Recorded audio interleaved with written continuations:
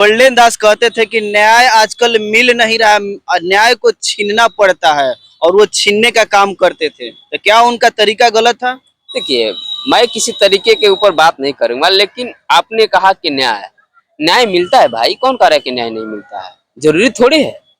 न्याय सबको मिलता है, क्रमबद्ध से न्याय मिलता है। अब सिंपल सी बात सोच लीजिए, मैं ज्यादा कुछ नहीं कहना चाहूंगा।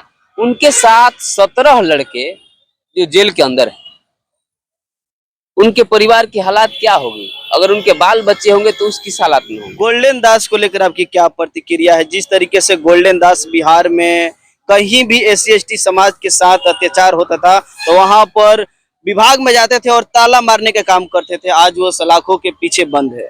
देखिए, राजनीति करना और दूसरी जो है, आप जिस तरह से धरना प्रदर्शन करना, ये दोनों अलग चीज होती है। कहीं भी संविधान जो भारत में लिखा गया उसके दायरे में ही आपको न्याय मिलेगा। आप प्रशासनिक तौर पे आप प्रशासन को अपने हाथ में नहीं ले सकते हैं। भले आप दिखाने के लिए कुछ भी कर दें, हम ताला मार देंगे तो ये कर देंगे तो वो कर देंगे, महज आप कर रहे हैं। लेकिन जिसके लिए आप कर रहे हैं, क्या उस लोगों के लिए न्याय मिल रहा है? आप न्याय दिलवा पा रहे हैं? ना कहीं आप सत्ता में हैं, ना आप मंत्री हैं, ना विधायक है। यहाँ सत्ता की बात होती है। जिसकी भैंस, जिसकी लाठी उसी की भैंस, जिसका साता उसी का पावर, और वही काम होता है।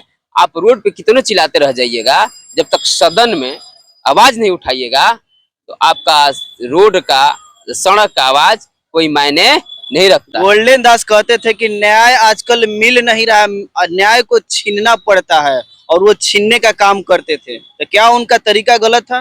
देखिए, मैं किसी तरीके के ऊपर बात नहीं करूंगा, लेकिन आपने कहा कि न्याय न्याय मिलता है। भाई, कौन कह रहा है कि न्याय नहीं मिलता है? जरूरी थोड़ी है। न्याय सबको मिलता है, क्रमबद्ध से न्याय मिलता है।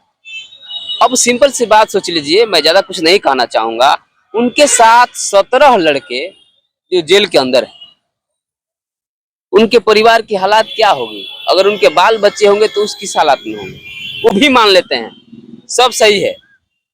लेकिन जब तक आप लोगों को ये नहीं बताइएगा कि हमें किस जगह पर कैसे लोगों को वोट करना चाहिए और कैसे लोगों को विधायक, एमपी, मंत्री बनाना चाहिए, एमएलए बनाना चाहिए, तब तक कुछ होने वाला नहीं है।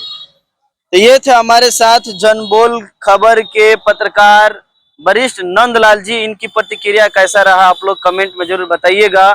मिलते हैं फिर अगले वीडियो में। जय हिंद, जय भारत, जय संविधान।